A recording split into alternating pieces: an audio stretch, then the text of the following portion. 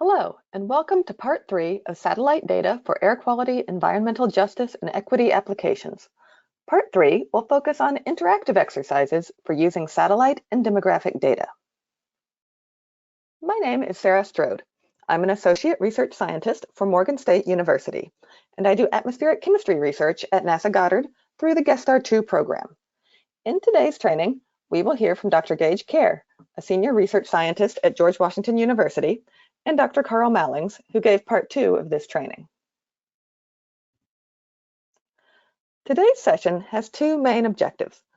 The first objective is to be able to import relevant air quality data sets into the EJ Screen tool and use EJ Screen to investigate and compare air quality with other environmental and demographic data sets. The second objective is to pair appropriate satellite data sets for environmental indicators with demographic information using Python. Before we begin, let's review some of what we learned in session 2. Last week, we learned about some of the many NASA and European Space Agency missions, satellites, and instruments which collect data relevant for air quality.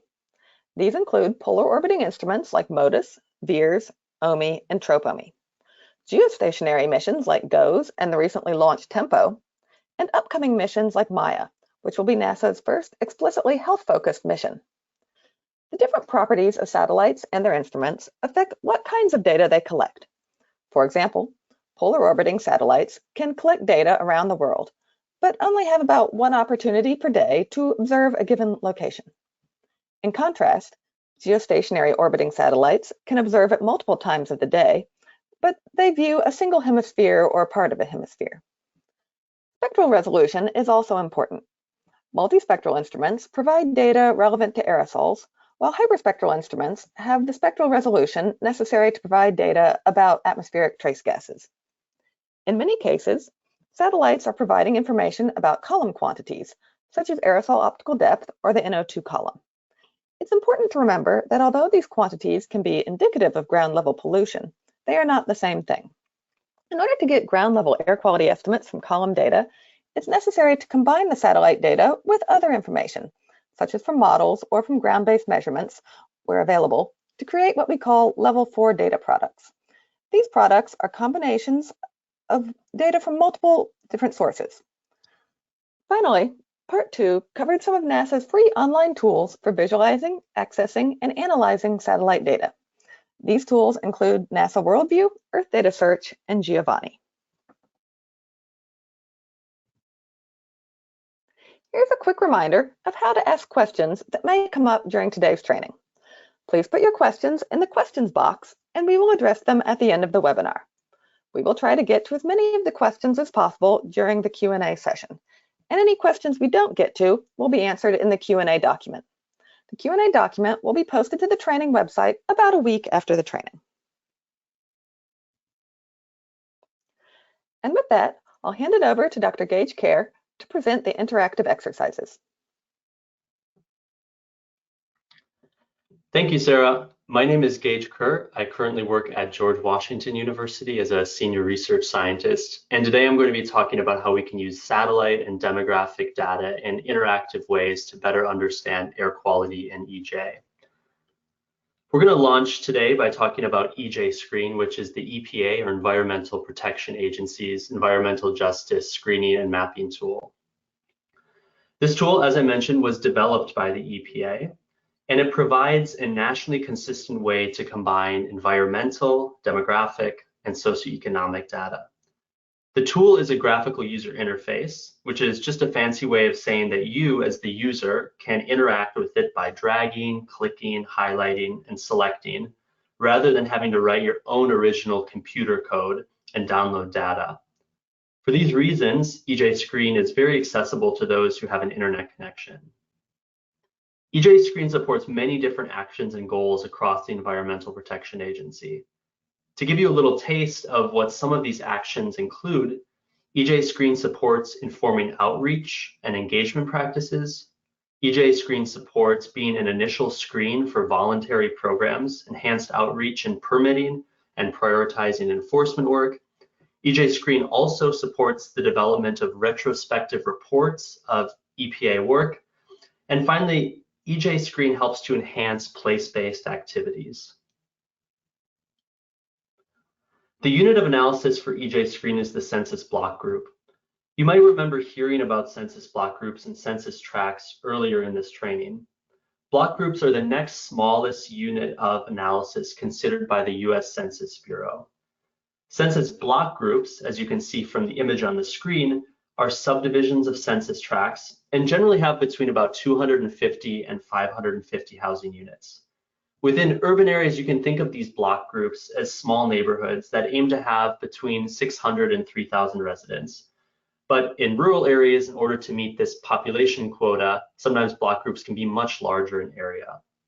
Again, the illustration that you see on this slide shows the hierarchy of different administrative units considered by the US Census Bureau. Currently, EJ screen includes 13 environmental indicators, such as fine particulate matter concentrations, ozone concentrations, Superfund proximity, proximity to wastewater discharge, and many more shown on this slide. There are also 7 socioeconomic indicators that I haven't shown today on the slide for the sake of time, but they include fields like percent people of color, percent low income, unemployment rate, and others. Now, these environmental indicators and socioeconomic indicators are combined to form what are known as EJ indices. There are currently 13 EJ indices and 13 more supplemental indices, again, that combine information on environmental hazards with socioeconomic indicators. Now, specifically, these indices are calculated by multiplying 2 different terms together, the environmental indicator and the demographic index. And you can see the formulas here for how these different parts of this equation and how these different parts of the indices are derived. Now, these indices are higher in block groups that have a larger number of mainly low income and or people of color, and a higher environmental indicator value. The unit of these analyses, or the units of these indices rather, are percentiles, which gives information about the percentage of census block groups in an underlying state or country that have a value for a given EJ index that is less than the value for a particular block group of interest. EJ Screen's data inputs represent a mixture of observed versus modeled or estimated products. For example, the lead paint indicator is based on data related to housing stock age, while other indicators like the fine particulate matter and ozone concentrations derive from a complex computer model that simulates these pollutants and the meteorology, emissions, and chemistry that drive them. The time period that these different data inputs represent also vary across indicators, as you can see from the table in this slide. Some of the inputs are updated less frequently than others, but the EPA does try to update EJ Screen inputs as new data become available. The graphical user interface of EJ Screen provides a number of capabilities, including color-coded mapping, the ability to generate an EJ-related report for a selected area, as well as comparisons showing how a selected area of interest and its environmental exposures and demographics compare to the state or to the US as a whole. Now, no tool is perfect, and I want to spend a little time describing some limitations and omissions related to EJ Screen and how they relate to this training's focus on satellite data. First, EJ Screen indices represent screening level proxies for risk and exposure, and not actual risk and exposure. As I mentioned earlier, the unit of EJ Screen's indices is percentiles. And while these percentiles provide a useful perspective and put the indices in common units, they just tell us whether scores are equally common or equally rare. And they don't really mean that 2 different risks that might have the same percentile score are actually comparable. EJ Screen is also only available for the US, so folks eager to understand environmental or climate justice outside the US won't have this easy-to-use screening tool at their fingertips. As I alluded to in the previous slide, data inputs in EJ Screen might be out of date.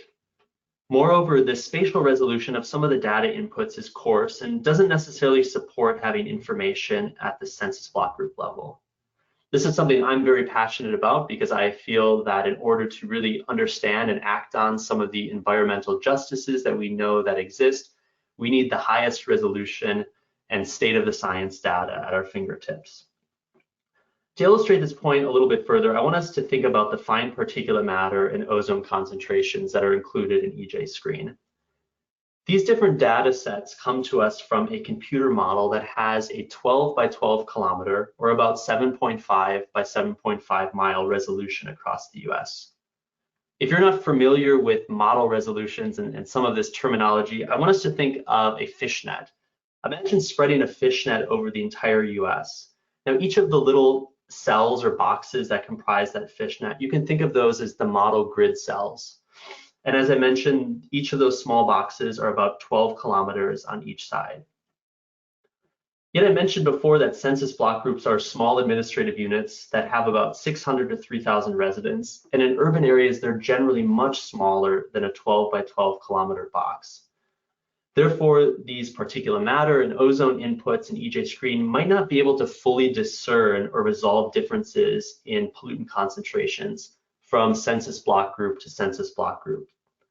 You can see an example of this in the map on the right, which shows Baltimore City in Maryland.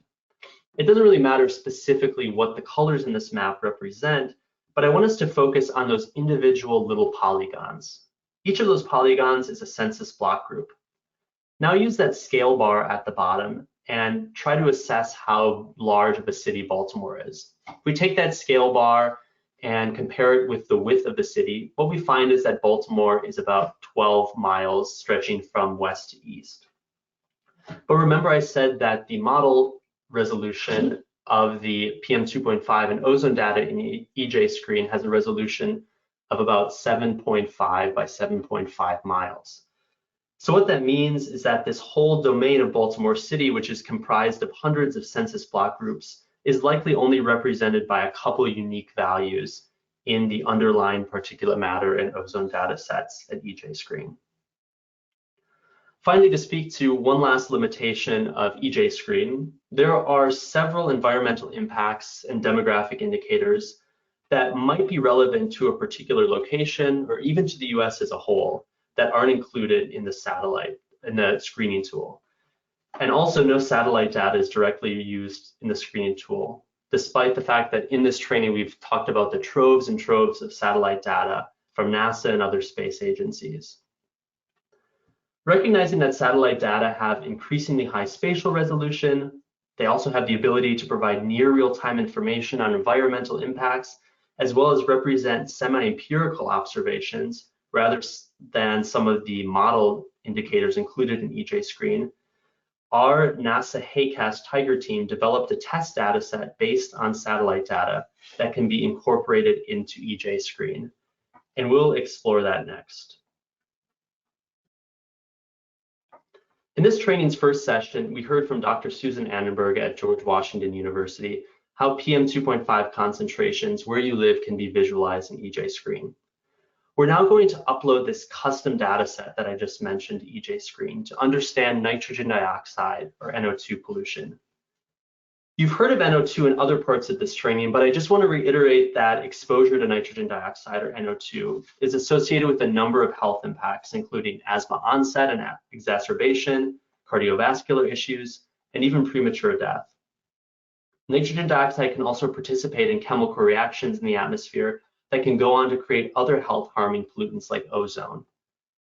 NO2 generally is a proxy for traffic-related pollution, and the scientific literature shows us that this pollution source disproportionately impacts marginalized and minoritized communities in the US. But yet it's not included in EJ Screen as one of those 13 default indicators that I showed a few slides ago. Therefore, it's really great that we as EJ Screen users can have the ability to explore the environmental justice implications of other data sets within EJ Screen by uploading them as a custom data layer. And I just want to speak to this NO2 data set a little bit more and explain why it's relevant to this particular ARSET training. This data set was formed by combining satellite-derived NO2 from NASA's ozone monitoring instrument with a land use regression model. These two different data inputs allow us to estimate surface level NO2 concentrations globally during the 21st century. And what we did is we specifically took this data set at its native resolution, which is at a resolution of 1 kilometer by a kilometer, and we averaged it to underlying census block groups in the United States. So we averaged it to the unit of analysis that EJ-Screen uses. We then took these census block groups averages and with help from Colleen Heck at the University of Wisconsin-Madison, generated an online data set that can be directly integrated into EJ-Screen. This particular data set represents NO2 concentrations in units of parts per billion averaged over the year 2019. The image that you see on the screen, courtesy of Emily Reichert at George Washington University, shows what the census block group averaged NO2 data set looks like in the US, as well as in many urban areas that we've zoomed into. Now it's time for all of us to upload this data set as a custom layer in EJ-Screen. And to do this, you'll both need to open up the EPA's EJ-Screen website, as well as get the link that was provided in our training materials that links to this NO2 data set. Hopefully what you see on your screen looks similar to mine, although maybe you're zoomed into a different part of the US. So what we're going to do to start is we're going to click on the Tools button. This Tools button is given by this pen and wrench icon towards the top left of the screen. Once you click on that, you should see some options appear. And I want us next to click on the Add Map Services button. This should pop up a small window on your screen, and I want us to then go to the URL field that's highlighted with this red asterisk. Let's delete the HTTPS, and once that's deleted, I'd like you to paste in the link that was provided in our training materials. Again, this link takes us to an online database containing block group NO2 averages in the US. Once you've pasted that link there, we can click Add to Map, and if we wait a few seconds, depending on your internet connection, you should be able to see NO2 concentrations appear on the map.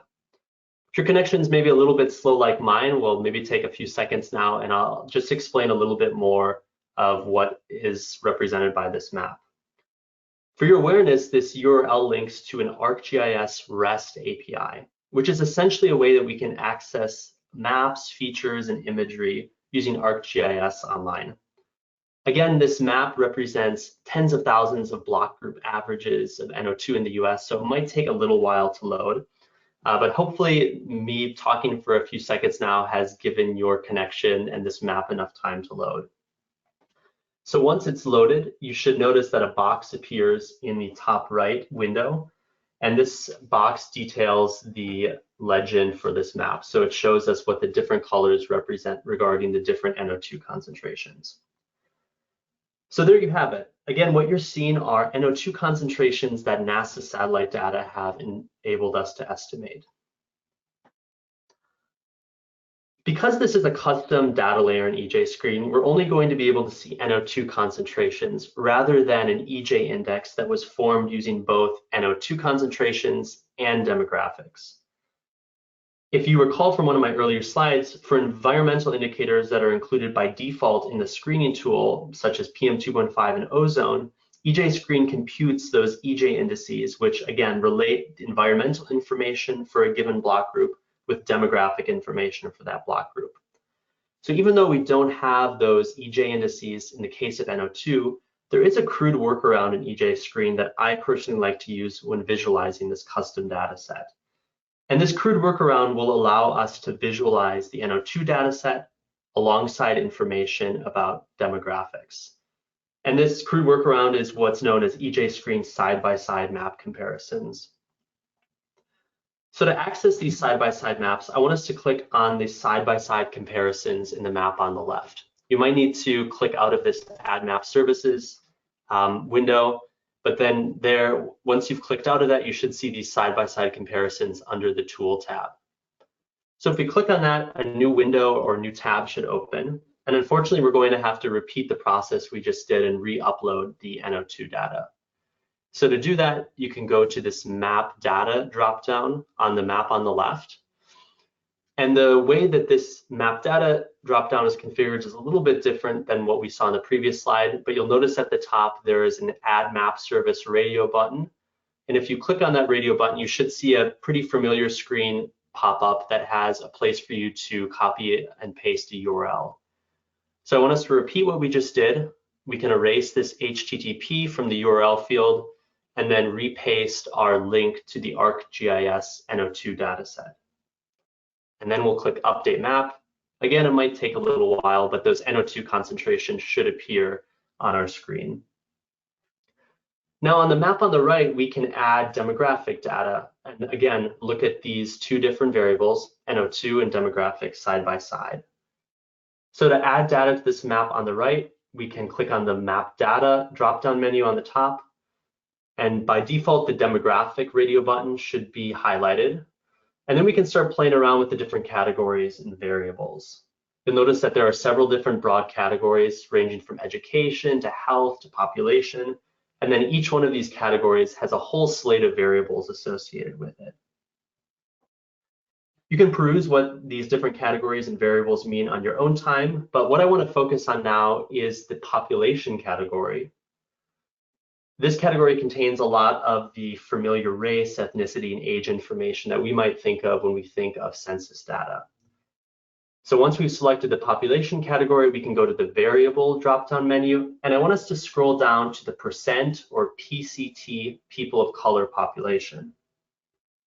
If we click on that and then hit Update Map, it might take a second or two, but we should now see a different variable appear. And again, this variable summarizes the percent people of color in each census block group. And just one last thing before we start exploring these different data sets, if you want to know what the different colors represent, you can hit the legend button on the top right of each map, and then you'll see a color-coded legend showing what's shown for the different maps. As you zoom in and out of this map and pan from north to south and east to west, you'll notice that the two different maps mirror each other. So it allows us to, again, see NO2 and demographics in the consistent regions or cities. So I want to spend a few minutes now and scroll over to Baltimore City. Baltimore happens to be where I'm sitting as I make this recording. And I want us to explore how we can use these side-by-side map comparisons to think about this traffic-related pollutants and demographics in Baltimore City. So I'll zoom into Baltimore, and I encourage you to do the same. For those who might not be familiar with Baltimore, it's on the US's East Coast. It's a little bit north of Washington, D.C. And if you're able to zoom in, you might see this boundary that looks kind of like a square with a triangle attached to the bottom. That is Baltimore City. Let's start by looking at this map on the right, which again shows the percent people of color. What you might notice right off the bat is that there's a lot of racial segregation in Baltimore. You'll notice two lobes of the city called East and West Baltimore, where there is a very high proportion of people of color. If you read literature on the history, urban planning, redlining, or other related topics in the city of Baltimore, you might see these parts of the cities referred to by sociologists and urban planners as the quote-unquote black butterfly. The part of the city that I'm tracing now with my mouse that runs more or less due north-south and then extends eastward along Baltimore City's harbor tends to have a larger proportion of white residents, as you can see from the lighter colors. And this part of the city in the literature is often referred to as the white L. Now the NO2 map on the left displays a slightly different pattern of variability than that racial map on the right that we just summarized. One thing to notice that if we look at the legend is that for most of the domain that we're zoomed into here, NO2 concentrations are either this darkish orange color or various shades of red, maroon, or even black. So this means that almost all NO2 concentrations in Baltimore are estimated to be above 6 parts per billion. The reason that I'm highlighting this right now is because back in 2021, the World Health Organization released new air quality guidelines based on the latest epidemiological evidence. And these guidelines recommended that annual average NO2 concentrations, which is what's shown here for 2019, should not exceed approximately 5 parts per billion. What we see in this map is that much of the city of Baltimore exceeds these guidelines. And of course, this finding isn't unique to just Baltimore, but is fairly commonplace across global urban areas. The highest levels of NO2 are located in Baltimore city center, near what's referred to as the inner harbor. These high concentrations extend radially outward for about a mile or so. But you'll notice that there are some pockets or islands within this domain that have higher NO2 concentrations than might be expected given their surroundings.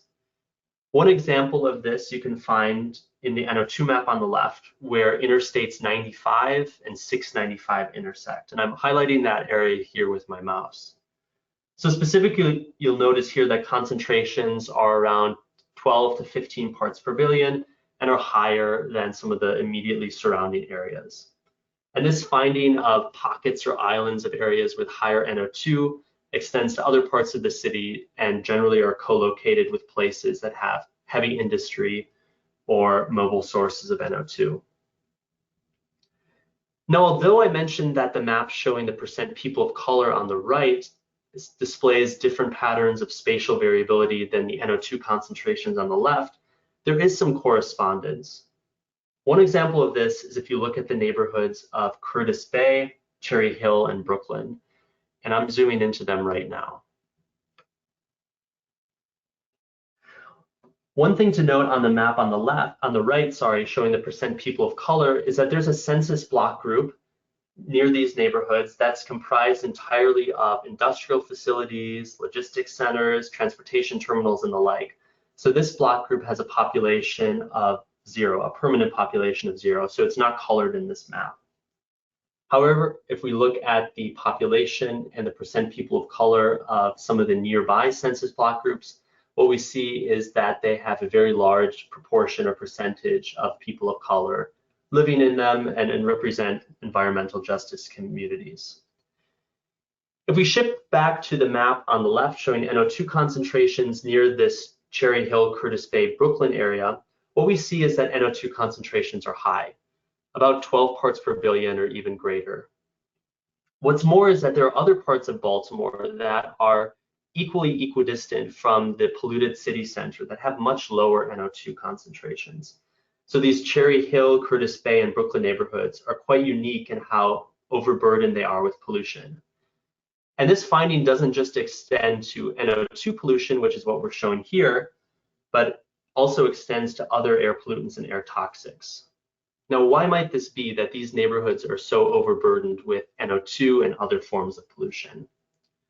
Well, for those of you who might have some familiarity with Baltimore and local knowledge, what you might know is that there's an incinerator, a railroad facility, 2 nearby power generation facilities, and a smattering of highways and interstates that all surround these neighborhoods and contribute to this pollution problem.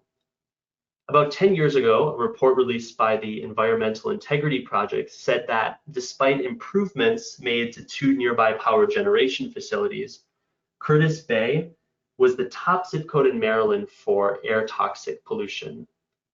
This report mentioned also that over a third of all air toxic emissions in the entire state of Maryland were emitted in this one small area near Curtis Bay. As I showed in the map on the right, this area is home to a large proportion of people of color, and we can also explore whether other demographic groups are co-located with this large proportion of people of color. So we can do that by revisiting this map data button, and we can take a look at some of the other categories and variables. So let's say we're interested in understanding whether these findings for communities of color and NO2 pollution extend to people living in poverty. So we can go to the income poverty tab, and then we might look at fields like the percent household income less than, let's say, $10,000. And if we update the map, we can see that some of these communities that are immediately adjacent to all of these pollution sources in Curtis Bay, Cherry Hill, and Brooklyn have a high proportion, at least compared to other parts of the cities, of households that have very low income. Now, this anecdotal example from Baltimore speaks to the utility and power of EJ-Screen. With just an internet connection and this link that was provided to you through the training materials, we can zoom into a city or region of our choice and use our local knowledge and context to understand some of the co-location between air pollution and other environmental hazards, as well as demographic indicators. This specific example we just went through for Baltimore, again, was made possible by leveraging Earth observations of nitrogen dioxide pollution from satellite instruments. As I mentioned a few minutes ago, EJ Screen currently doesn't include information on the traffic-related pollutant NO2, but we hope that future versions of EJ Screen might rely more heavily on satellite-based measurements of this particular air pollutant, as well as satellite-based measurements of other air pollution as well. As we've discussed in the previous parts of this training, and as I mentioned earlier in today's training, space-based measurements are available in near real time and are oftentimes subject to fewer assumptions and errors than some of the modeling estimates that EJ Screen currently uses. Now it's your turn to explore how NO2 and demographic indicators vary in an area that's of interest to you and that you might have local knowledge and expertise on. I want you first to pick out an area that, again, you might be interested in, and then I want you to think about the following questions.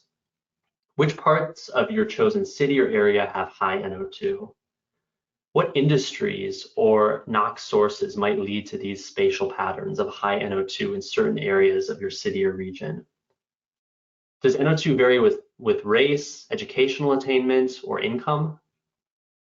What factors might be relevant in explaining the co-location of marginalized population groups with high NO2? Some factors that come to mind are things like redlining or historic parts of the city or area where industries tended to congregate.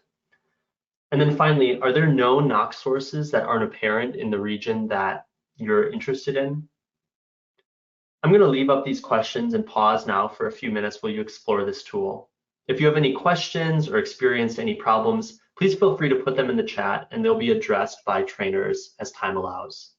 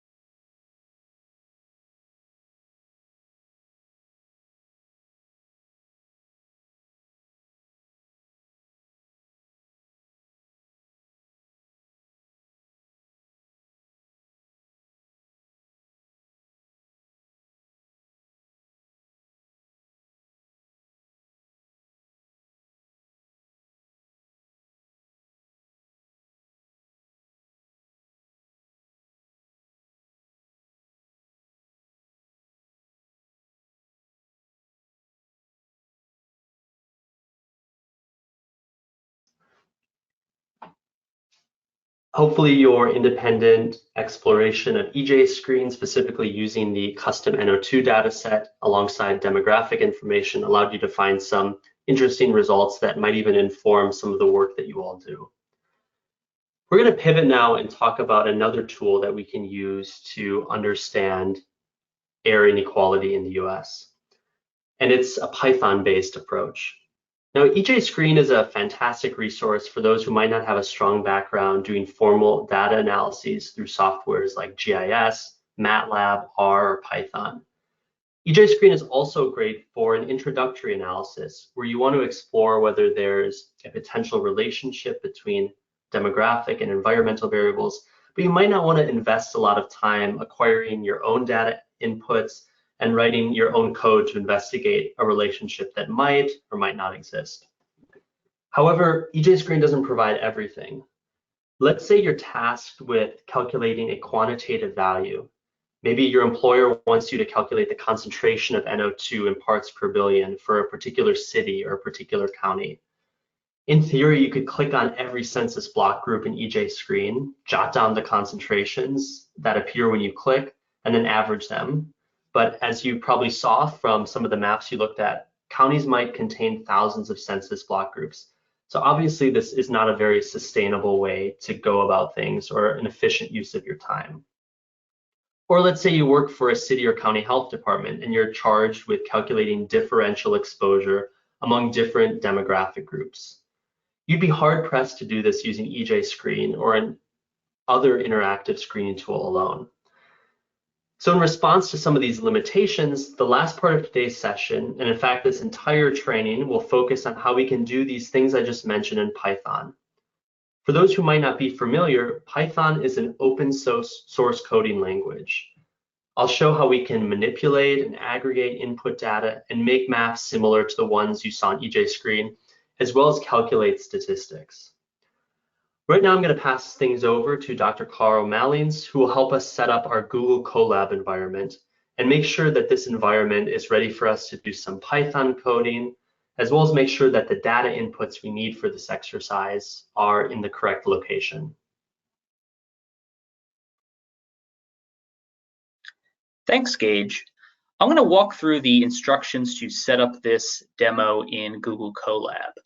These instructions are in a PDF document, which you can access through the ARSET training webpage. They should also be in the handout section of the GoToWebinar meeting.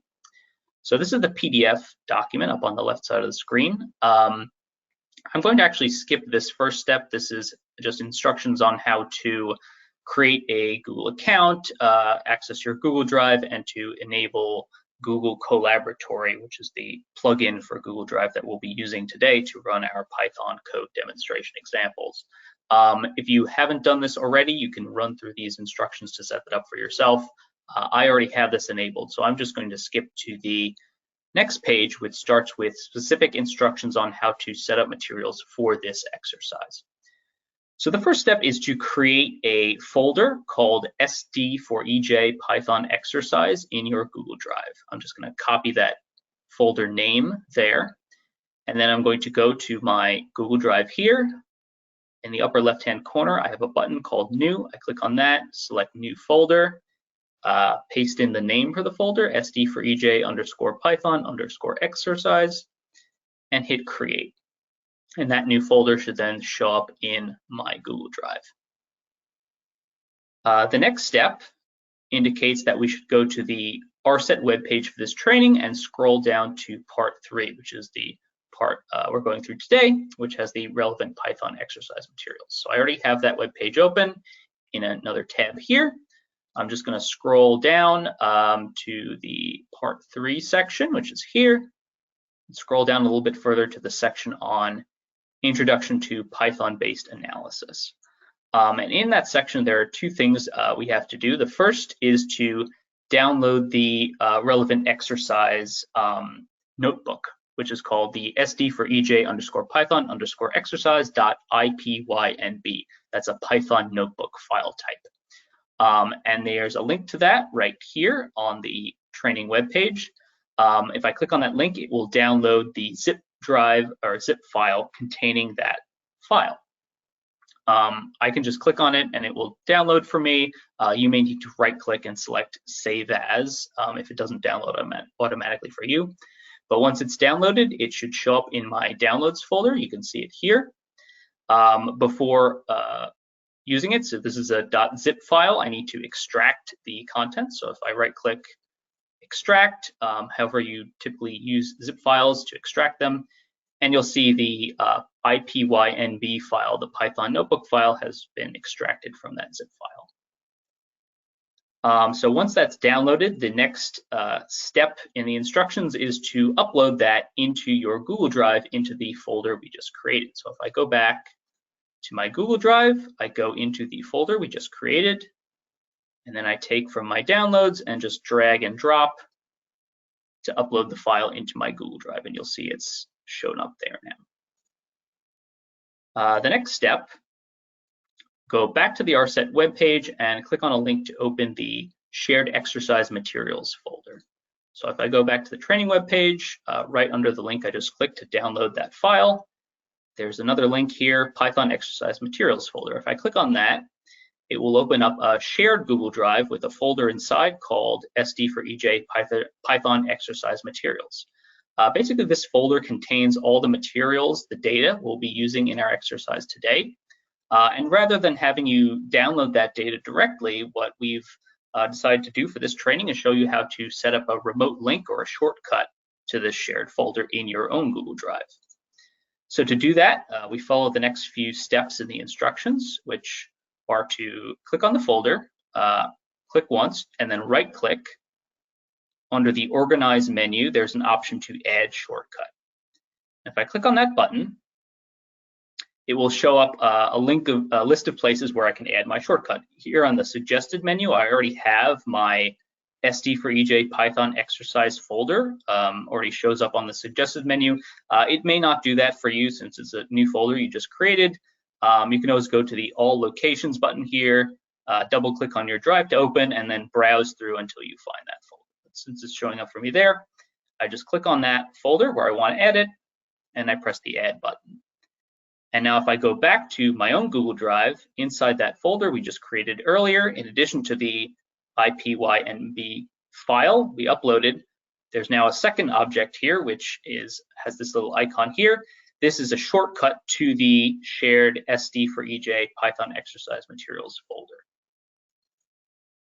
So once we've done that, the next step is to open up the exercise in Google Colab. So for me, since I've already enabled Google Colab, if I just double click on this folder, it will automatically open in a new Google Colab tab. If it didn't do that automatically for you, you might right click on it under Open With. For me, again, there's an option for Google Colaboratory. I'd click on that.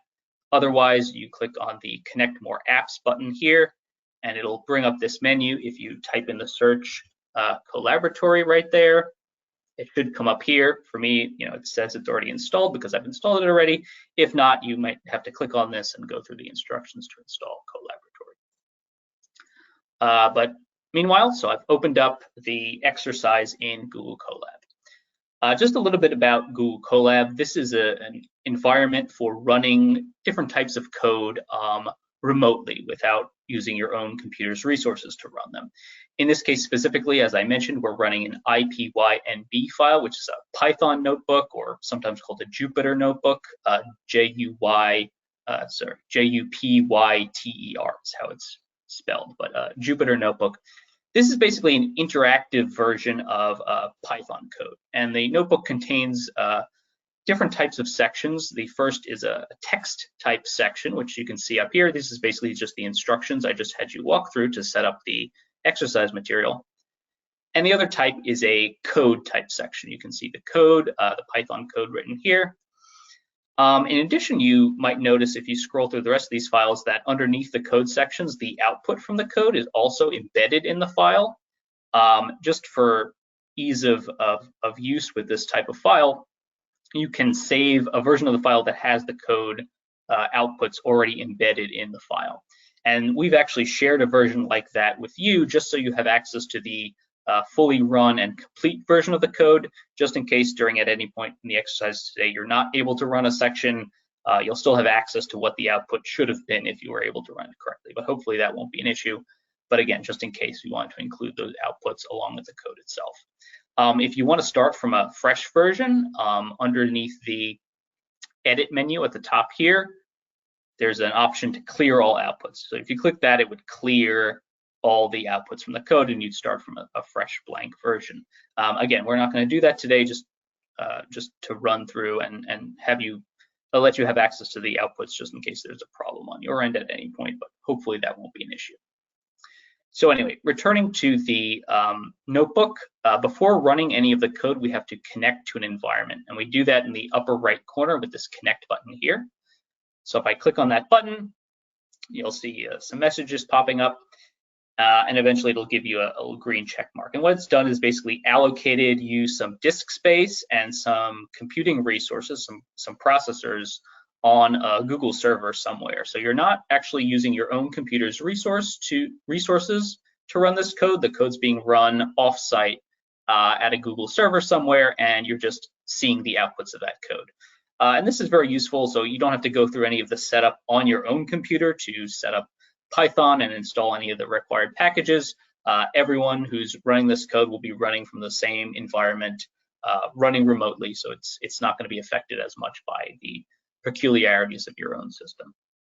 And this, we just find this is a better way to share code and have it used by multiple people very easily without a lot of setup other than accessing the data that you need, which is what we just ran through. So the first step here, again, we've run through all these instructions. So the first block of code here is doing a couple things. So to run this block of code, if I hover over it, you'll see in the upper left corner of the block a little arrow, play button. And if I click on that, it will start running this block. And what this block of code does is, first, it requests permission to access your Google Drive. And I'm going to go through the steps, say connect to Google Drive, select my account, and then press the allow to granted permission. And this will then grant Google Colab access to the data in your Google Drive. In addition to just granting access, it also performs two checks.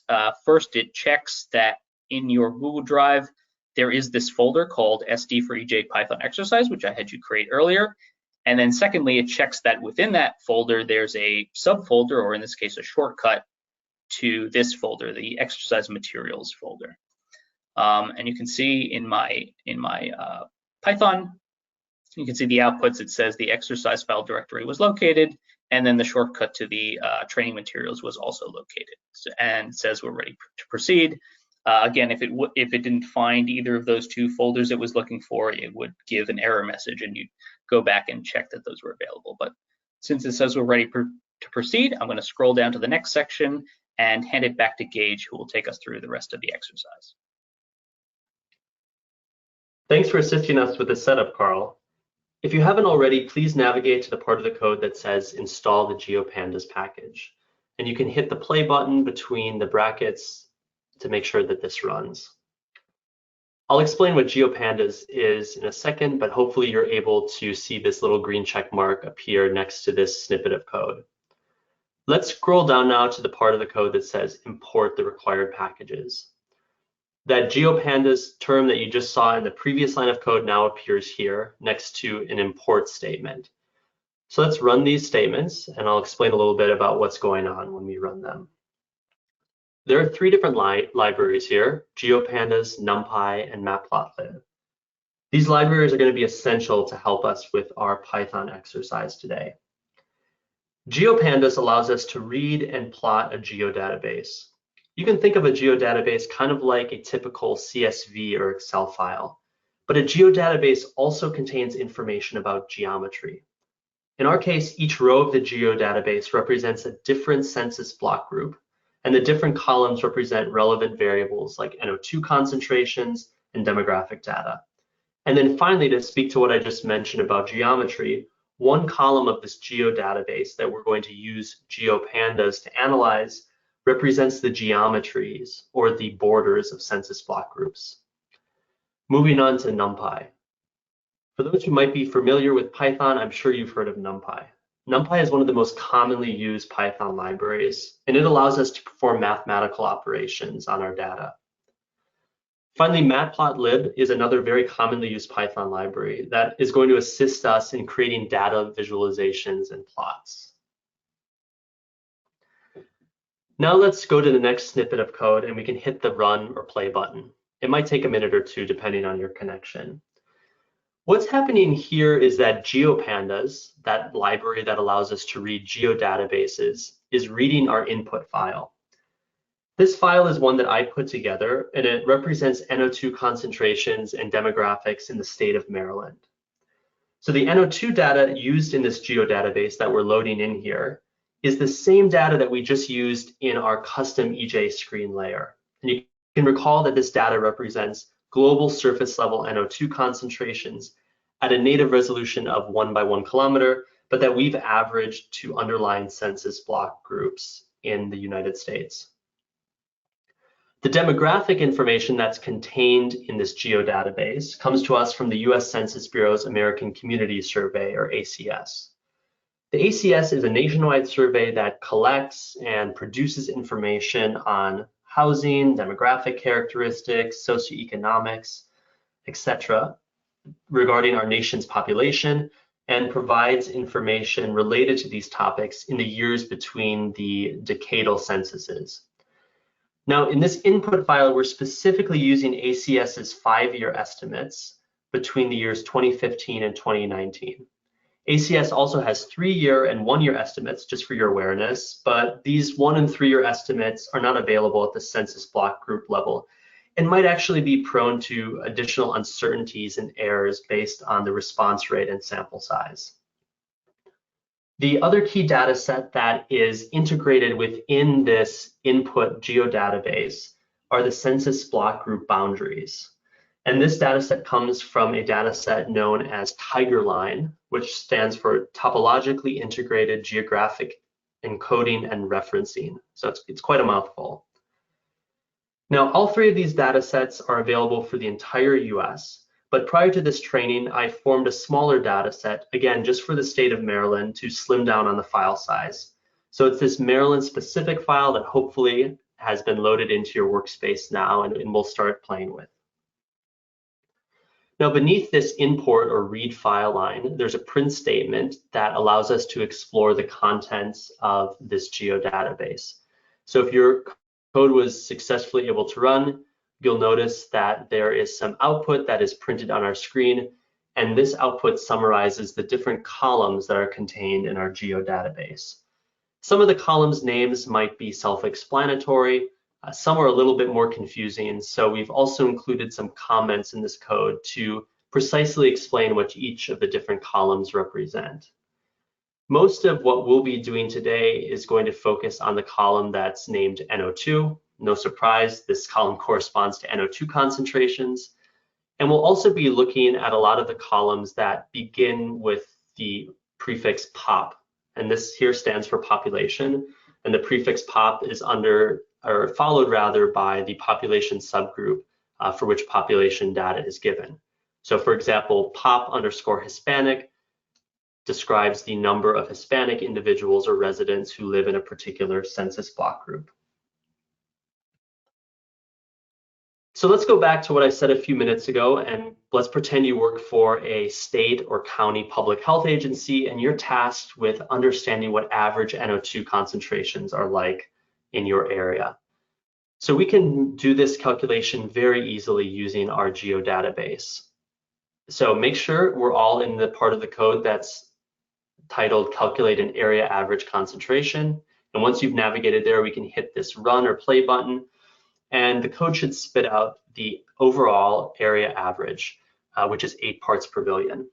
The way we were able to calculate this average is we first reference the name of our geodatabase, which is NO2. We then follow that by a dot or period, and then we tell the Python library which column we want to average. In this case, the column we want to average is NO2. And we follow that by the command mean and then open and close parentheses. Now, in this case matters, no pun intended. So you're going to have to be vigilant as we go through this exercise and as you code on your own to make sure that you have correct lower and uppercase, depending on what you named your variables and columns. So in this case, we named our geodatabase NO2 with lowercase, and our NO2 column within that geodatabase is named NO2 uppercase. So it might be a little confusing, but again, just be consistent in how you refer to different variables that you've defined or I've defined in this workspace. So what we find is that averaged over the state of Maryland, NO2 concentrations are 8 parts per billion. For reference, the World Health Organization guidelines that I alluded to earlier in this training say that NO2 concentrations on an annual average should be around or less than 5 parts per billion. So in the state of Maryland, this average concentration represents NO2 levels that are about 1.5 times higher than the World Health Organization guidelines for NO2. Now let's go back to another example I gave earlier where you might work for a state or county health agency and you want to understand differential exposure. That is how different population subgroups are exposed to NO2 concentrations differently. To do this, we're going to need to calculate a population weighted average. Now, the difference between a population weighted average and the simple average we just did for the state of Maryland is that in our case, for a population weighted average, certain census block groups will be weighted less or more heavily depending on how their population contributes to the overall population.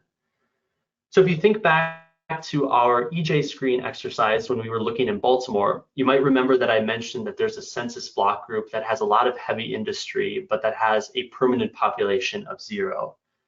If we were to incorporate that census block group into this population weighted average, it would not count towards the average because it has a population of 0. So the mathematical way we calculate population weighted averages is given by this equation that you see on the screen.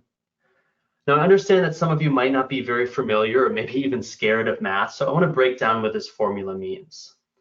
We have a number of census block groups, and those different block groups are given here by the subscript I. For each of those block groups, we have a NO2 concentration, which here is represented by the letter X. So when you see X with the subscript I, that corresponds to NO2 concentrations in block group I. There's another variable that you see, which is W subscript I. W here corresponds to our weight. And again, we're weighting by population. So this W subscript I corresponds to the population, either the overall population or the population of a particular population subgroup in a given census block group. So if we multiply these quantities together, and then if we sum them over all census block groups, which is what this kind of backwards letter E represents, that comprises the numerator of our population weighted average. The denominator, which I'm highlighting now, sums the weights or the population over all the different census block groups that we're considering. So hopefully that makes sense, and even if it's a little bit unclear, maybe focusing on the code that I've provided will help to contextualize how we can actually implement this formula in practice. So let's scroll down now to this part of the code that has a bunch of lines that begin with PW, that stands for population weighted. We can hit the run button. It might take a second, but you'll notice that there are some statements that are printed beneath this snippet of code. And these statements detail the different population weighted averages for the overall population, as well as for different racial and ethnic population subgroups. So to just touch a little bit on how we calculated these, we leveraged the NumPy library that we imported a few minutes ago. Again, this library allows us to do lots of different mathematical operations, and we specifically use NumPy's sum function, specifically the nan sum function, which allows us to ignore any missing data that might otherwise complicate some of our results. So we use this nan sum function, and the part of the code that I'm highlighting now corresponds to the numerator or the top of this formula here. So this is where we multiply NO2 concentrations in each census block group by the population and then sum them. And then the part of the code that I'm highlighting here corresponds to the denominator, where we sum up the population over all different census block groups. So now that that deeper dive into what's exactly going on in the code is out of the way, let's take a look at the different population weighted averages, which again are shown in this print statement that I'm highlighting here. So you'll notice that not all these population subgroups experience the same levels of NO2. This probably isn't a surprise if you have read different sources of literature on environmental justice, as well as been attending earlier parts of the training. But it's interesting to really see some of these results become apparent for our case study of the state of Maryland. So what we see is that on average, the white population experiences the lowest level of NO2 at about 7.1 parts per billion. Now, the population subgroup that experiences the highest levels of NO2 is the Hispanic population. And NO2 levels for this particular population subgroup are 8.6 parts per billion. So about 1.5 parts per billion higher than the white population. Now, let's say we're also interested in calculating NO2 levels for different income groups. We can do that as well using Python. Now, in this case, we won't look at income-weighted concentrations in the same vein that we did for population-weighted concentrations, since race and ethnicity are more categorical, whereas income is more of a distribution or continuous. So in the case of income, we can define different income brackets and then look at NO2 concentrations for these different income brackets. In our case, we're going to define a high income bracket. So this is going to represent census block groups in Maryland where the median household income exceeds the 90th percentile. And this is given by the line of code I'm highlighting here. So what we specifically have done is use NumPy's nan percentile command to define what constitutes the 90th percentile. We can do the same to define a low income group. So that is the collection of census block groups where NO2 concentrations are, where income is less than the 10th percentile. So once we've defined those thresholds for high and low income, we can subset or subsample our geodata frame and only select the census block groups that meet the different criteria. So that's what's shown in these lines of code that use the .loc or locate command. So again, what we're doing is we're subsetting or subselecting our state, our Maryland state NO2 database, and we're pulling out only the census block groups that meet our high and low income criteria. And then we can follow this command with a .no2.mean, kind of like we did before when we calculated the area average. And this will allow us to find the NO2 concentrations in high and low income areas. So if we run this snippet of code, what we see is that high income areas in the state of Maryland experience less NO2 than low income areas. And the disparities or differences between these high and low income areas NO2 concentrations is over 3 parts per billion, so it's quite large. So this has been a little introduction to how we can leverage Python and this Maryland state database to calculate statistics related to NO2 for different population subgroups based on race, ethnicity, and income. The last part of today's training is going to focus on how we can make really cool maps and visualizations to better understand how NO2 varies across different geographic areas. GeoPandas makes it really easy to make what are called choropleth maps, where the color of each shape, which in our case are census block groups, is associated with a given column's values. So again, in our case, each shape that we see in a map will represent a different census block group, and we can color these block groups by their NO2 concentrations to make these choropleth maps. And the way we do so is quite easy, and it's what you can see here in this snippet of code I'm highlighting. So in order to make the map, like you see me hovering over right now with my cursor, we're going to have to start by referring to our geodatabase, which remember we named NO2 in lowercase. And then we'll follow that by the plot command and then an open parenthesis. Now, within these parentheses, we can specify a bunch of different arguments related to our map. So the most important argument is the column argument. We need to tell Python which column in our database we want to plot. And as I mentioned, we're interested in plotting NO2 concentrations. So that's what this column equals NO2 means. Now, we also want to be able to understand the differences in concentrations and match those differences with specific concentrations in parts per billion. So if we add this legend equals true command, that allows a color bar to display on our map. We can also define the limits of our color bar in order to have the best contrast between our data set. So in the case here, I've defined a minimum value for our color map of 0. Of course, we can't have concentrations that are negative, so this makes sense. And then I've defined a maximum value of 18. This is somewhat arbitrary, but given the range of NO2 concentrations that we experience in the state of Maryland, this maximum of 18 parts per billion is fitting. Finally, we can get a little bit fancier and add these keywords to our legend. So they allow us to put a label on our legend or color bar and to create this triangle above 18 to let readers or viewers know that we have saturated the color bar at 18 parts per billion. And finally, we can then close this plot command with a close parenthesis. And then generally maps don't usually have an X and Y axis like a bar chart or scatter plot might. So we can use this set underscore axis underscore off command to turn these axis spines off. So if we do that, we can hit the run button. It might take a second because there's many different geometries to plot, but you should see a map like I'm hovering over here appear.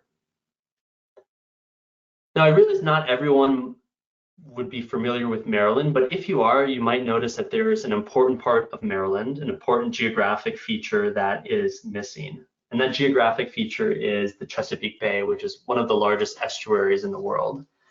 So if you were presenting this map to, let's say, going back to our example, a city or state or county health department, they might want to see these geographic bodies of water on their map so they could maybe orientate themselves better to where exactly they're looking at the map. GeoPandas makes it fairly easy for us to add other shapes or other geometries to these maps. So in our case, what I've done prior to this training is supplied all of you in our training materials with a shape file of Maryland's marine boundaries. You can often find shape files that are freely available for various geographic features like the Great Lakes, like oceans, like rivers. So again, I've just done that and I've put this shapefile corresponding to Maryland's Chesapeake Bay in our materials folder. Now, the way that we're going to add this shapefile or this geographic data set to our map is going to require us to rework things a little bit. So I'll walk us through what we're going to do now. Let's scroll down to this next snippet of code that has an opening line that begins with read in the shapefile. We can run it, and as it's running, I'll walk us through what's going on.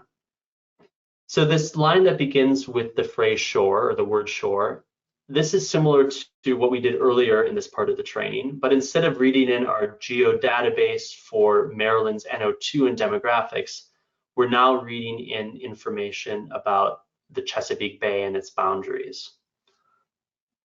Again, it might take a little while since the Chesapeake Bay has pretty complex geometries. But then once that's loaded in, we are going to define an axis and figure. So we can think of these as kind of a parent plot on which we can put both our NO2 concentrations as well as the Chesapeake Bay shoreline.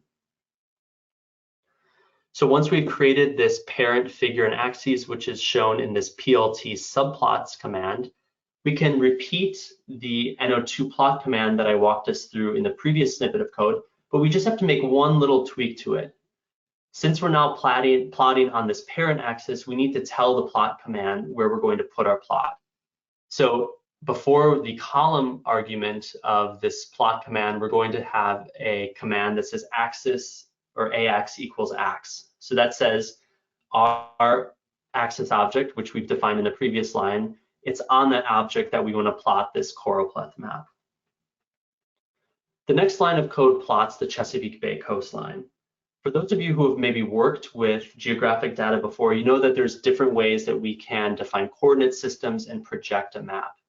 And currently what's going on is that our NO2 data set has a different coordinate system than the Chesapeake Bay shoreline data set. So before we can plot the Chesapeake Bay shoreline data set, we need to make sure that its coordinate system matches that of our NO2 data set.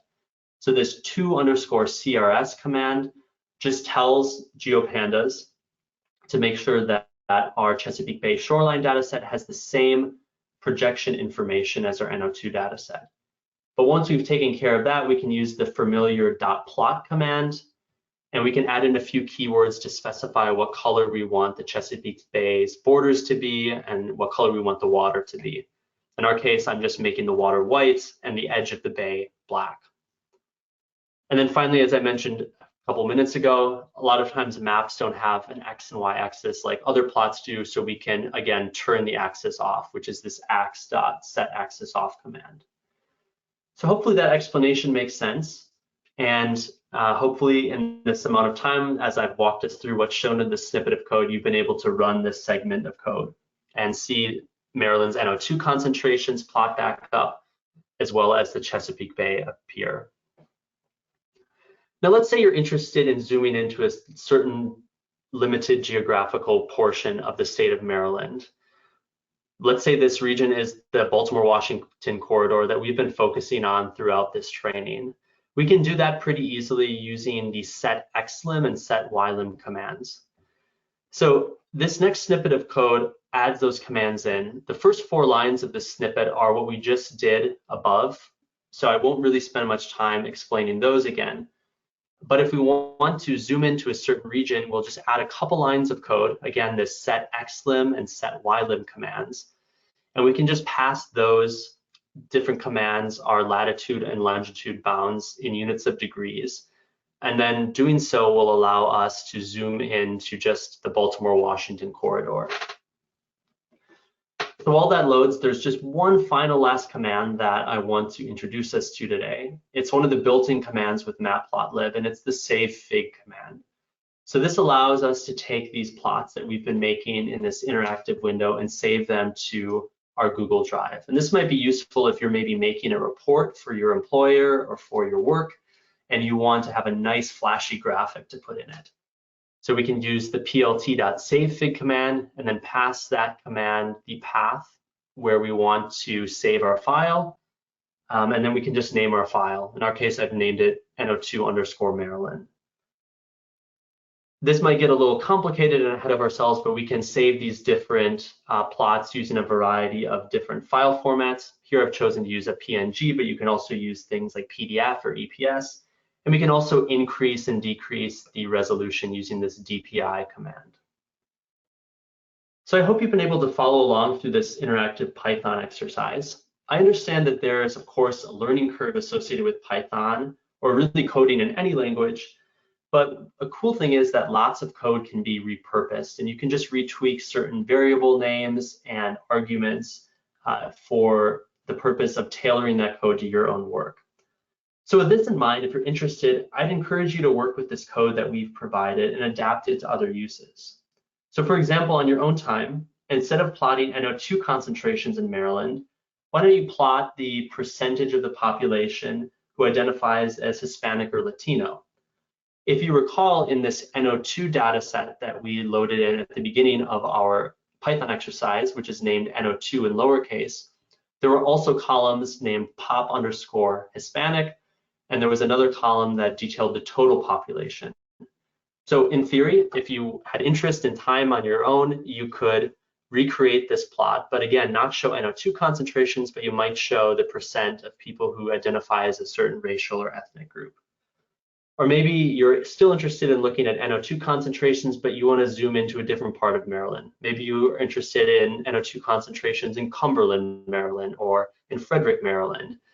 On your own time, you could maybe play around with these X and YLim commands and figure out how you'd zoom into these other regions. That brings us to the end of our third and final part of this training. To summarize what we talked about today, I detailed a couple different tools that can help us interact with environmental justice related data sets and visualize these data sets.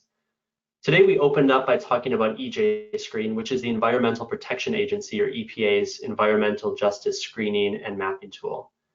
This data set is really cool because it uses nationally consistent data and is super accessible to those who have maybe a limited knowledge of computer programming, and allows us to start to explore different data sets and understand patterns of injustice without having to find our own data and reformat it ourselves. We then talked about Python, which is an open source coding library. Although understanding and using Python requires a little bit of background knowledge or practice, it allows us to be really customizable in how we analyze data sets and make statistics. And another great thing about Python that I've alluded to several times now is that it's freely available and open source, meaning you'll never have to pay for it.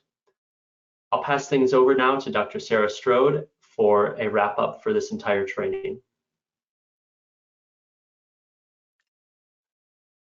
Thank you, Gage, for taking us through those interactive exercises. Since this is the final portion of this three-part webinar on satellite data for air quality, environmental justice, and equity applications, we'll now go through a brief overall summary of the training. During this training, we saw how remote sensing data can provide a valuable resource for environmental justice applications. In addition to our focus on air quality, we saw examples of a variety of applications, including green space, lights at night, drought, and heat and energy. Combining satellite remote sensing data with socioeconomic information can provide evidence of disparities, inequality, and environmental injustice. Some of the strengths of remote sensing data include its extensive spatial coverage, which provides us information over large areas of the world and helps us understand how air quality varies over space and time. Another strength is availability in regions where ground-based observations are not available. However, when using satellite data for a particular application, it's important to consider the temporal and spatial resolution of the remote sensing data product and how to relate column quantities to the pollution levels in air we breathe near the surface. We discussed satellite data products relevant to air quality, and at the end of this presentation, we provide links to some of the resources that were discussed for accessing and visualizing the data. And finally, we went through demonstrations of EJ Screen and Python tools for analyzing remote sensing data for EJ applications. This training also includes one homework assignment, which opens today, September 6th. You can access the homework from the training webpage and submit your homework via Google Forms by September 20th. In order to receive a certificate of completion, participants need to have attended all 3 live webinars and complete the homework by the September 20 due date. You will then receive the certificate by email approximately 2 months after completing the course. And now I would like to offer a big thanks to Gage Kerr for today's hands-on demonstrations, and to all of the guest speakers who contributed to this training. Your work has highlighted the scope of different environmental justice issues that can be assessed using satellite remote sensing data, along with the benefits and the challenges of working with remote sensing data in these types of applications. Thank you for sharing your work and expertise with us. On this slide, we've provided contact information for our trainers, as well as links for ARSET and our sister programs. We've also provided links to some of the resources that were discussed during the webinar, and you can find additional links in the Part 1 and 2 trainings as well. These slides will be available on the ARSET website, so you can refer back to them. I would also like to highlight one of the resources we listed on the previous slide, the Air Quality Data Pathfinder. This is another place to find information on data sets that are commonly used for air quality research and applications, and you can see some examples listed here. The Air Quality Data Pathfinder is designed to help guide users through the process of selecting and using data sets applicable to air quality, with guidance on spatial, temporal, and spectral resolutions. It includes direct links to the data sources, tools to analyze and visualize the data, and tutorials and training. Thank you for participating in this webinar on satellite data for air quality, environmental justice, and equity applications.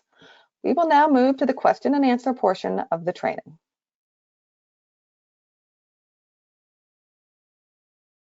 Thank you, Sarah. I'll be handling the question and answer portion of the training. And to start off with, we had actually a couple questions on the theme of the fact that the EJ Screen tool is available only in the US. So if you're working outside the US, how can you find, or do similar tools exist, and how can you find that information? So Dr. Gage Kerr, I believe, has some resources he'd like to share with us. if you're online. Yes, Carl, are you able to hear me? Yes, go ahead. Okay, great. Yeah, thanks for the great questions. As Carl mentioned, EJ Screen currently is only available for the US, and given that the EPA is a US government entity, it's likely that this tool will be available just for the US for the foreseeable future. There are some resources, such as an EJ Atlas that I've linked in our questions and answer document, that might help depending on exactly what environmental stressor or hazard you're interested in. Also, I know what I'm about to say is maybe a lot of work, but if folks on today's training are particularly savvy when it comes to coding, in theory, you could make your own version of EJ Screen for a given area. I shared in today's training the equations that are fairly simple, from which we calculate EJ indices. So if you had environmental information like NO2 or PM data sets, as well as demographic information, you could average those data to underlying administrative units. It might be parishes or departments, depending on the country you're in, and then calculate in a similar fashion to EJ Screen, EJ index. Okay, thank you. So question 2 is about if the EJ Screen model does not include NO2, does the screen add it, or does the ArcGIS software include a model for it? We are assessing cancer risk in census blocks.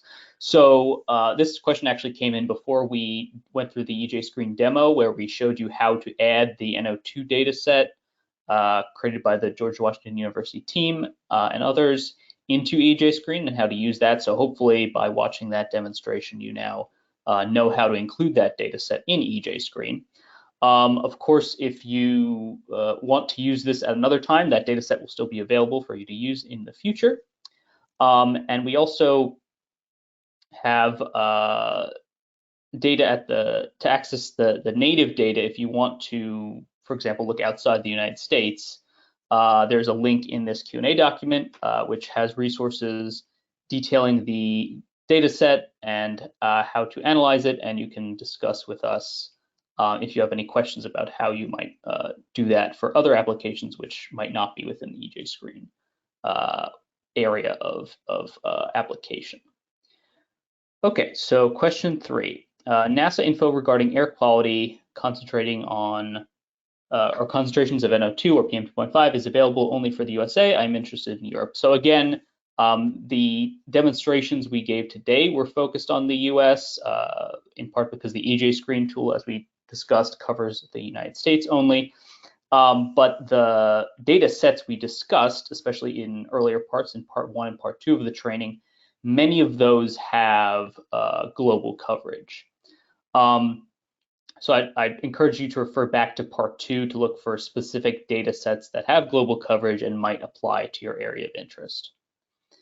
Question 4, where can we get resources to locate this type of satellite data map service? I'm not sure exactly what this is referring to, but I think the question relates to basically finding other types of satellite data which can be ingested into EJ Screen in a manner similar to what Gage showed us today. And I think we had the answer to a previous question. Basically, unfortunately, this does require some familiarity with GIS to reprocess available satellite data sets into the kind of data sets that could be ingested into EJ Screen. So again, I think if you have that interest, you can reach out to Dr. Gage Kerr after the training, and he can help guide you in the right direction as to how to do that analysis. I don't know if you want to add something else to that, Gage. No, I think you covered it well. Thanks, Carl. Okay. So question 5, regarding the NO2 data and the population in Baltimore, I was wondering if the population data is updated or how often it's updated and if it corresponds to census data. So we've linked here the information page, which is associated with the EJ Screen. So that details the data sources they're actually using. And for the population information specifically, the website says that these data are derived from the US Census Bureau's American Community Survey, which in the case of EJ Screen uses estimates gathered over the 5-year period from 2017 to 2021. And there's an additional reference there for more information on how those population estimates, what they are and how they were derived. So question 6, do you recommend using EJ Screen to look at rural communities, or are there more data gaps? Gage, I think you provided the answer for this. I don't know if you want to elaborate on that. Sure. Another great question. The data that are used in EJ Screen are available on a national level, right? There's not really gaps in the data, which is one asset or strength of EJ Screen. With that being said, though, as I mentioned in the answer for this question, there might be some considerations that you'd want to think through before launching into an analysis in rural communities. So I've touched on one in the response.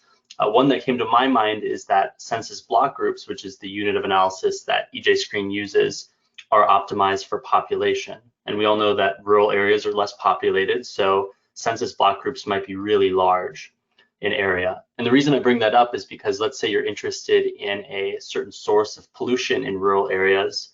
When you average the native data sets used in EJ Screen over really large areas, it might kind of wash out or diminish the importance of that source. So hopefully that explanation and example makes sense. That's not at all to say that you can't use EJ Screen in rural areas, but it might just be important to think through exactly what you're interested in and how that particular source or stressor is represented in the screening tool. All right, thank you. And I think this next question is for you as well. So regarding the communities with a higher percentage of color in Baltimore who are subjected to higher levels of air pollution, are they underrepresented or purposely uninvolved politically with the environmental consequences from local industry? Or are they mainly living in these higher polluted areas due to financial reasons, since communities near heavy industry will likely be cheaper to live in? I'll just start off by saying, I don't live in these communities I highlighted, so I'm speculating here, but I think for whoever asked this question, all of these factors are at play. We know from the unfortunate history of race and racism in the US that certain communities have been disenfranchised from political processes and uninvolved when it comes to important decisions about industries and pollution sources that are sited next to these communities. The point that was made about property values, I definitely think is at play. As someone who likes real estate and finds himself scrolling through Zillow and Redfin and looking at houses, sometimes those areas that we were discussing have property values that are quite less expensive than other parts of the city. So for folks that have a lower household income, this might be an area of the city where they can afford to live. So I think, again, both these factors are at play. Okay. So question 8, what are good resources to learn how to process level 2 data from Tropomi and VIIRS? Yeah, that's a good point. So that's a step that might go into creating the kind of data sets we use today. We discussed Tropomi and VIIRS a little bit in part 2, but we didn't go into detail about processing the level 2 data, basically because of time constraints. So if you're interested in doing that, I'd highly recommend starting out with the previous ARSET trainings we've given. There are trainings specifically on Tropomi, and then a training on both MODIS and VIIRS, which covers VIIRS in some detail. And those both give examples of how to access and analyze the level 2 data outputs from those instruments. So question 9, hi, one question, is there a fork of EJ Screen to another country outside the US? Is it possible to get some core open component of EJ Screen, for example, from GitHub, with given guidelines to import maps and the needed data sets for the given country? So I think this was sort of touched on a little bit in Gage's response to part 1, that you might need to be able to have a little bit of expertise, but it should in principle be possible to recreate a version of EJ Screen for other countries. I don't know if you want to add anything to that, Gage. Not much, just that as the questions were coming in, I did a quick Google on, for example, GitHub, looking if there was anything I could find. I couldn't find anything. That's not to say it doesn't exist, but yeah, I'm just not aware of what was asked in the question. Okay. So it sounds like a good research project. Question 10. I'm looking at NO2 data for Tucson, Arizona, where I live, and I noticed that the Tucson Electric Power Sun Generation Station doesn't appear as an NO2 source, although I know it should. The base load natural gas generators emit NO2, and the ICE peaking generators definitely emit a spike of NO2 when they come online. Could the issue be the temporal nature of satellite data, that the temporal nature of satellite data is missing these periodic emission events? Yeah, so that's a really good point. There are, I think, a number of factors that could play into the fact that you're not seeing this particular power plant showing up in this particular NO2 data set. I listed a couple here, but that's only, I think, scratching the surface. So this data set represents a 2019 annual average, and as you indicated, either the temporal aspect of for example, the peaking generators coming on at specific times when the satellite's not overhead could certainly have an influence. I don't know how active this power plant was in 2019 specifically, but that could have an influence. Generally, these power plants have stacks, smokestacks, basically. So the emissions are not happening at the ground level, they're actually happening higher up. And so they wouldn't necessarily impact the ground level pollution, at least on an average nearby the power plant, but have a more regional impact on the surrounding area. So we wouldn't necessarily notice sort of very high concentrations in the immediate vicinity of the power plant. It might be spread out over a wider area.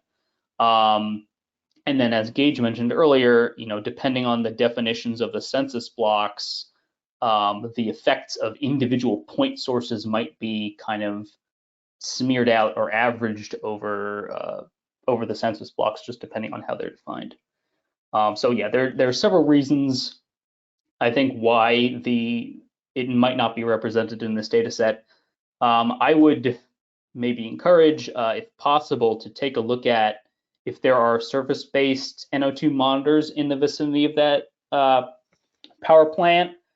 Is the data from those surface-based monitors in reasonably good agreement, if they were operating back in 2019, with this data set? And that could help you sort of locally validate this data set. Because remember, this is specifically a nationwide data set that we were working with today, but that itself was derived from a global data set. So it was basically developed with a global basis and validated in that way, but that doesn't necessarily mean that it's equally valid in all parts of the world and in all communities. So that's definitely something to keep in mind. All right, so we'll move on from that. Question 11, is there a repository for the air quality data sets that we can access to use with EJ Screen? I think I'll let Gage answer this one as well. Sure. I provided a link in the questions and answer document from the official EPA EJ Screen website, and this link contains different files you can download in a variety of different formats. And if you're interested in doing more than just visualizing the different indicators, but actually kind of getting your hands dirty and looking at the data, I'd encourage you to visit this link and play around with the data sets. I'll pass it back to Carl. Thanks. Okay, question 12. What emissions provide data with a high resolution of up to 1 square kilometer or more for air quality analysis, NO2 extraction, for example, in Europe? So that was something we discussed in part 2 of the training about specific data sets. There are global satellite aerosol optical depth data products, for example, the MIAC data product from MODIS and the NOAA data product from the VIIRS instrument. And an upcoming MIAC data product from VIIRS hopefully will be released soon as well, which have 1 kilometer or higher resolution for aerosol optical depth and have global coverage, which should include Europe. There are currently, you mentioned NO2 specifically, so there are currently no missions with that high of a spatial resolution for NO2, and that's really a function of the design trade-offs that we need to make to get the higher spectral resolution, which is necessary to extract information about trace gases like NO2.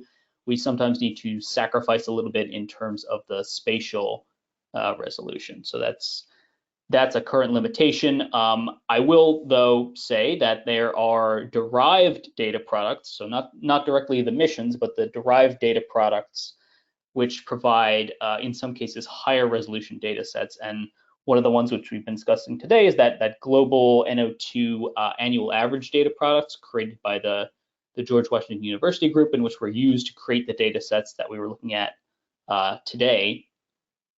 So I have a link in the Q&A document to those data sets. So those are, not directly satellite data products, but they incorporate multiple sources of information, which allow them to extract some higher fidelity features and get higher resolution data from those data sets. All right, so question 13, when I open the file with Colab, I get the message and a stack trace. The file has been corrupted or is not a valid notebook file. So hopefully this is not a general issue with the file itself. The primary thing to do, I think, if you're getting this kind of an error, is to try downloading the file from the ARSET web page again and trying again. And do make sure that the way we've saved the file onto the website to allow it to be hosted is as a zip file. So .zip is the extension there. So make sure you open up that zip file using your whatever preferred software you use to work with zip files, and you take out the file inside that, which has the .ipynb extension. That's the actual Python notebook file. So that may have been one of the reasons why you were getting that error message. Question 14, I'm already familiar with libraries like Pandas, GeoPandas, PyPlot, NumPy, etc. Can I bypass the part where I need to use Colab and use my computer instead, or is the code computationally expensive? So yes, you can absolutely run this code on your computer. There are a couple of modifications that you need to do, but if you're a reasonably experienced Python user, that should be a problem. You would have to, of course, install all the packages that you need to run the code, and you'd have to modify some of the file paths to correspond to the directory on your computer instead of the Google Drive directory. But yes, in principle, you can certainly run this. Oh, and you'd also have to download the input data. So in the example I showed, we created a shortcut to a Google Drive, which has the necessary input data. You could also, of course, download that data to your computer. We didn't have people do that today just to save people a little bit of time and disk space without having to download the data themselves. But of course, you could go to that file and download the data, save it locally on your computer, and then update the file paths accordingly. In terms of computational intensiveness, I would say this code is not that computationally intensive. If you were maybe analyzing the whole country's worth of data, it might get a little bit tricky. But if we're restricting ourselves in this case to the state of Maryland, it should run reasonably well on a relatively up-to-date personal computer without any special computational requirements. So question 15, if it is confirmed and scientifically verified that a certain underserved community is found to be a victim of environmental justice or injustice, what is the next step to resolve the issue? So that's really sort of the key question motivating this entire training. What do we do about these problems? And that's unfortunately a little bit beyond my expertise. I guess my advice would be sort of organizing in your community, building sort of support behind doing something about these issues, and then directing that support against or at the local authorities that have the power to take actions to resolve these issues. And I think the role played by the NASA data in this that we've been talking about is really to build up the evidence to get the community, to educate the community about the situation and highlight really as you mentioned, the scientific basis behind these issues, and that could be a useful tool in community organizing and in motivating political actors to take action around these issues.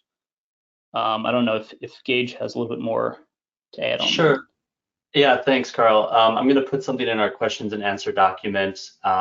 I'd also like to reflect that this is a complex question and maybe doesn't have one single answer, but there are some EPA resources by which you as a concerned citizen can report environmental violations.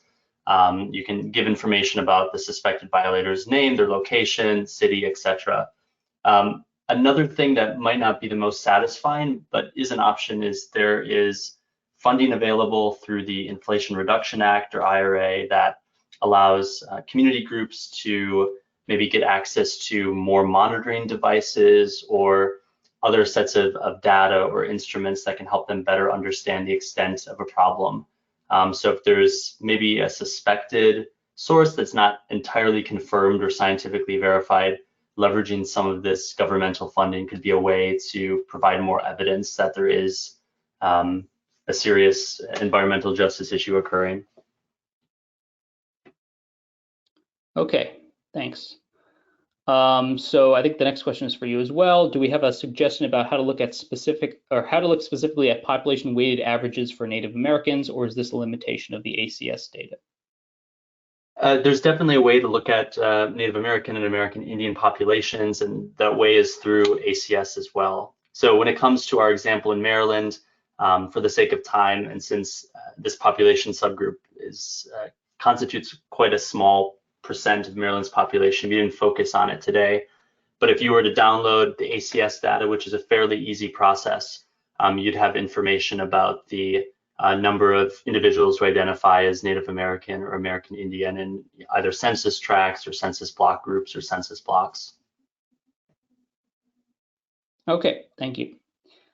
So question 17, you need to pay close attention. I guess this is more of a comment. You need to pay close attention to the spelling and the folder naming, as exercise is spelled with an extra C. So yeah, I apologize for that. That was my mistake in creating these directories. Unfortunately, everything is written in such a way that it assumes the incorrect spelling of exercise. So if you move forward with that incorrect spelling, which is how it's written in the instructions, things should work. But unfortunately, if you choose to use the correct spelling, that might break things. So I think maybe for future versions of this code, we'll correct that and make everything work accordingly. But for now, unfortunately, that was a typo. So just move forward with the way it's written in the code and the way it's written in the instruction documents, and that should work properly.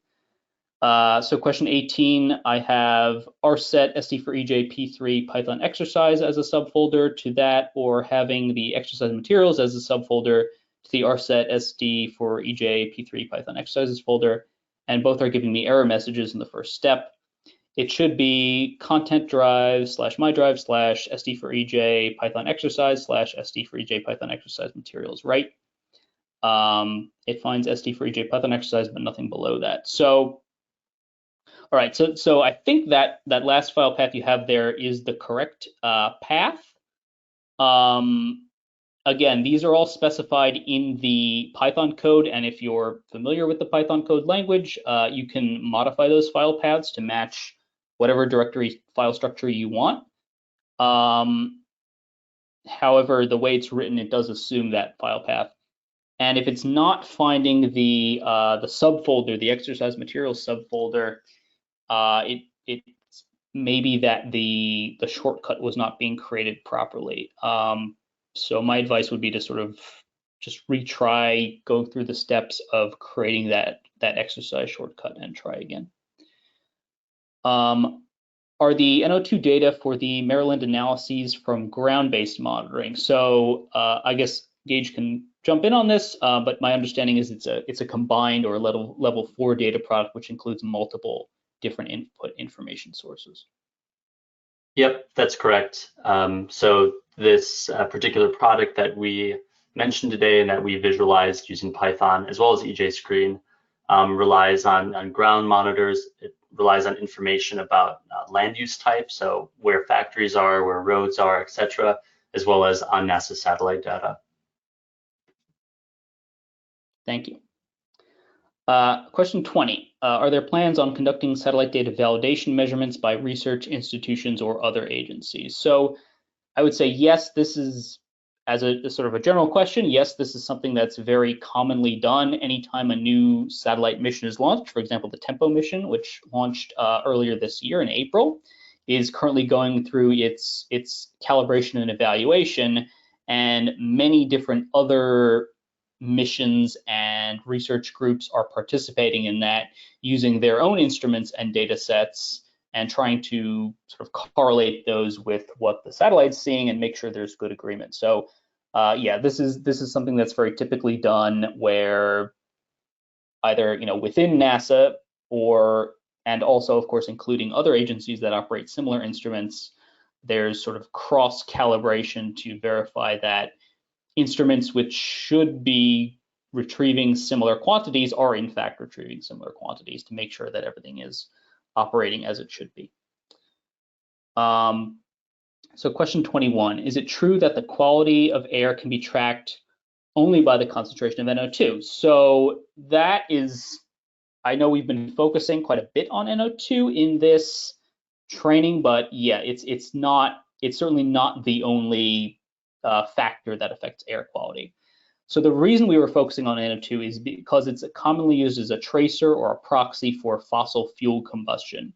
So looking at NO2 data in satellite-derived data sets can be very powerful, because there's relatively good agreement between the satellite detections of NO2 and the ground-based concentrations, a relatively high correlation at least. And it's a good standalone way to get a sense for the industrial and traffic related sources, and broadly speaking, the urban types of air pollution sources. But there are certainly other air pollutants of interest, as well as air toxics.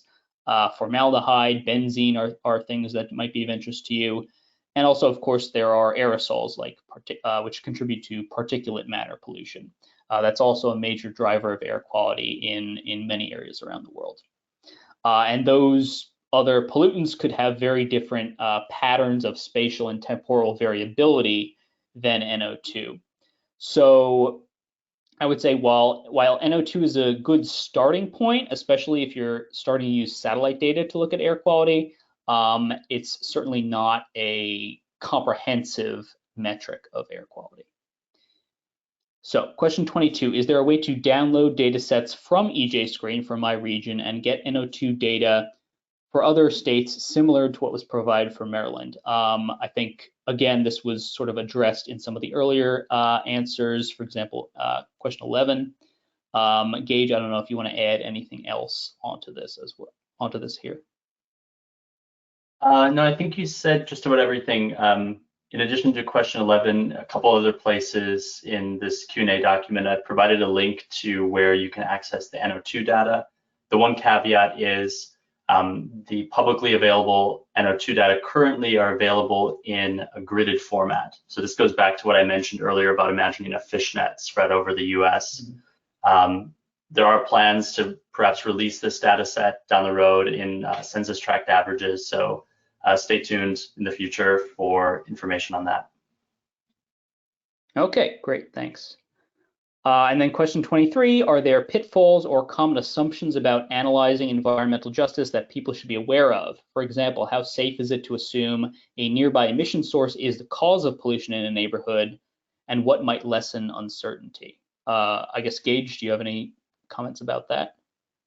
Sure, it's a great question, and of course it's difficult to attribute pollution experienced in a particular neighborhood or a census block group to a particular source without doing more complex work. And by more complex work, I mean model simulations where you might try to turn on and off, so to speak, the different sources and understand how pollution changes. With that being said, though, NO2, as we've discussed in previous parts of this training, has a very short lifetime, which means that it hangs out or sticks around near where it's emitted. So if you have a case where there is a maybe factory or incinerator or a really busy highway intersection in a neighborhood and not much else, we might be able to reasonably assume that the pollution, the NO2 pollution in that area is due to that particular source. So maybe this isn't the most satisfying answer, but I think it's kind of a case-by-case basis that we have to think about the pollutant of question, we have to think about the other sources in the area, and having those answers will help us understand how much stock we can place in our kind of attribution. Mm-hmm. And yeah, as you mentioned, it's source apportionment or source attribution is, I think, the term that's used for this kind of an analysis. So if you're interested, you can look up literature about those topics and get a lot of ideas on how that might be done. And then if I can just say one more thing too, to go back to the first part of this question, there's of course a whole body of literature thinking about how we refer to marginalized communities. So when the person who asked this question asked about pitfalls, I think we should be cognizant of the way we refer to communities, making sure we place their humanity in front of any kind of stressor or marginalization that they feature. There's also the possibility that some research in the space of EJ might further stigmatize these communities by maybe suppressing property values. So for those of you who are interested in research on this topic, being cognizant of ways that our research might further stigmatize these communities is something that we should keep in the back of our minds. Actually, the front of our minds, not in the back. Yeah. Okay, yeah, thanks for that. Okay, so question 24, what format do satellite data have to be in order to load into EJ Screen or Python? I think Gage, for EJ Screen, the ArcGIS format, you can talk about that a little bit. Yeah, let me start with Python since that's a little easier. I'll just say that Python is pretty flexible in that it can, with the correct libraries, accept a variety of formats, whether that be the geo database like we use today, whether that be a .r file like you might use in R, or whether that might be a CSV or Excel file. When it comes to EJ Screen, though, if you're trying to upload a custom layer into the tool, you'll need to use the ArcGIS REST API. So that was that kind of long link with a lot of letters and numbers that was provided to you for you to upload as a custom layer. So producing those ArcGIS REST files is a little bit more involved, and that might require you to have knowledge of GIS as well as a GIS license. Okay, thank you for that. I think we're coming to the end of our allocated time. So we're gonna bring the question and answer session to an end now. If there are any additional questions that come in, again, we'll be compiling them all into this Q&A document and finalizing our answers, and that should be shared out via the ARSET webpage soon. The homework for this training is also going to be available through the ARSET webpage for the training. And again, you need to complete that homework in order to get a certificate for completion for the course. So just keep an eye out for that. So thank you everyone for sticking with us through the whole training and all 3 parts of the training. And thank you, of course, to Gage and all of our other contributors who helped bring their knowledge on these topics to us over the course of this training. So have a good rest of your day, everyone.